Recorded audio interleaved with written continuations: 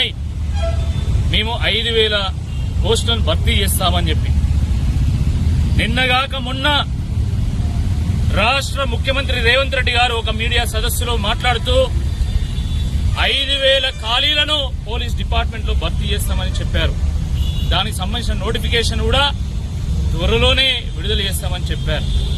ఇది చాలా బాధాకరం. ఈ రాష్ట్రంలో ఉన్నటువంటి లక్షలాది మంది యువకులు, ముఖ్యంగా ఎస్సీ, ఎస్టీ, బీసీలు మరి పోలీస్ కానిస్టేబుల్ కావాలని, ఎస్ఐలు కావాలని ఎదురు చూస్తా ఉన్నారు. 2022 తర్వాత ఇప్పటివరకు నోటిఫికేషన్ లేదు. అంటే సుమారుగా 4 సంవత్సరాలు ఉన్నాయి. ఒక్కటంటే ఒక్క నోటిఫికేషన్ కూడా లేదు. కానీ పోలీస్ నోటిఫికేషన్ వస్తుంది, మా ఒంటి మీద కాకి చొక్కా మెరవాలి, మా తల మీద 3 సింహాల టోపీ ఉండాలి అని చెప్పి పాపం కలలు అన్నటువంటి ఈ పోలీస్ ఆస్పిరెంట్స్ వాళ్ళ కళ నిజంగా ఈరోజు అడియాశలైపోయింది. వాళ్ళ ఆశల మీద నీళ్లు చల్లినట్టయింది. ఎందుకంటే 4 ఏళ్లు వేడి చేస్తే 5,000 పోస్టులను భర్తీ చేస్తామన్నారు. కాబట్టి ఈ పోలీస్ ఆస్పిరెంట్స్ యొక్క బాధ, వాళ్ళ యొక్క గోస తెలియజేయాలనేటువంటి ఉద్దేశంతోనే ఈరోజు మా వర్కింగ్ ప్రెసిడెంట్ కేటీఆర్ గారి సూచన మేరకు, ఈ పోలీస్ ఆస్పిరెంట్స్ యొక్క అభ్యర్థన మేరకు మరి పోలీస్ ఆస్పిరెంట్స్ ని తీసుకొని ఒక బృందంగా మేము ఈరోజు డీజీపీ సివి ఆనంద్ గారిని కలవడం జరిగింది. నా సమక్షంలోనే వీళ్ళ గోడు మొత్తం వెళ్లబోసుకున్నారు.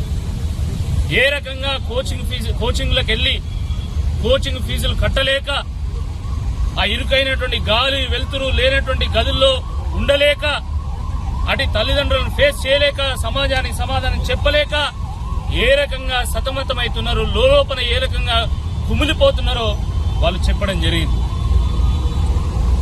మరి పోలీస్ శాఖలో 19,000 ఉన్నప్పుడు కేవలం 5,000 ఎందుకు రిక్రూట్ చేస్తున్నారు సార్?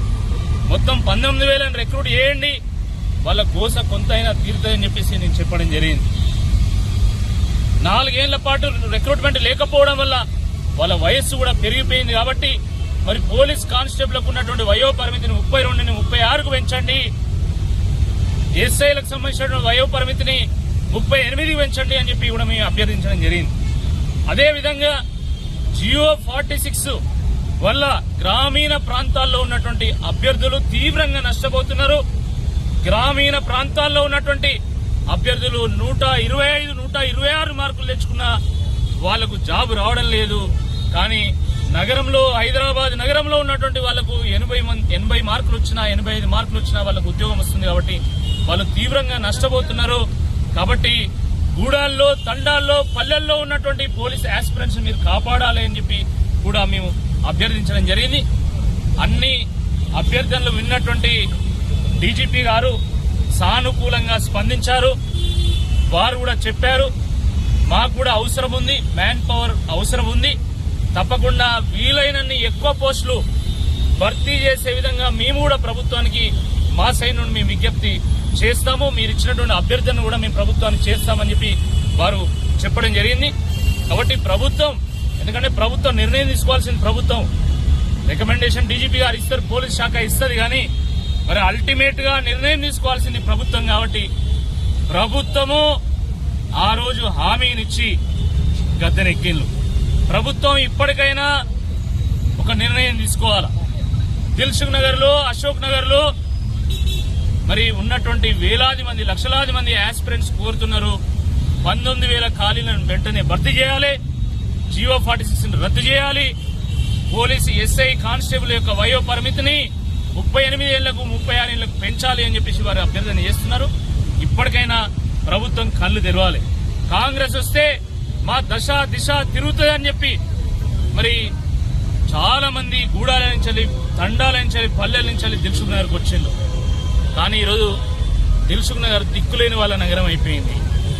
అలానే కోటి ఆశలతోని, ఆశయాలతోని యువకులు అశోక్ నగర్కి వచ్చిండు. కానీ అశోక్ నగర్ కాస్త ఈరోజు శోక నగరం అయిపోయింది, శోక సముద్రం అయిపోయింది. కాబట్టి ప్రభుత్వం వెంటనే ఒక ప్రకటన విడుదల చేయాలి. పోలీస్ శాఖలో ఉన్నటువంటి అన్ని ఖాళీలను భర్తీ చేస్తామని, అదేవిధంగా వివిధ ప్రభుత్వ శాఖల్లో ఉన్నటువంటి అన్ని ఖాళీలను భర్తీ చేస్తామని చెప్పేసి మరి ఒక ప్రకటన చేసినట్టయితే వాళ్ళ కొంత ఆశ మిగులుతుంది, వాళ్ళు కూడా ప్రిపేర్ అవుతారు. మరి ఎందుకంటే ఇప్పటికే 30 మంది ఆత్మహత్య చేసుకున్నారు నిరుద్యోగులు. మళ్లీ అలాంటి ఆత్మహత్యలు పునరావృతం కాకుండా ఒక ఆశాజనకమైనటువంటి ప్రకటన ఇవ్వాల్సిందే. ఈ సందర్భంగా నేను ప్రభుత్వాన్ని బీఆర్ఎస్ పార్టీ పక్షాన, ఈ లక్షలాది మంది ఆస్పిరెంట్స్ పక్షాన మేము డిమాండ్ చేస్తున్నాం. అప్పుడు దిల్సుఖ్ నగర్ దిల్లున్న నగరం అవుతుంది, మరి అశోక్ నగర్ ఆశల నగరం అవుతుంది. కాబట్టి ఆ రకంగా ప్రభుత్వం ఒక ప్రకటన విడుదల చేయాల్సిందే. ఈ సందర్భంగా నేను మరొకసారి విజ్ఞప్తి చేస్తున్నా, డిమాండ్ చేస్తున్నా.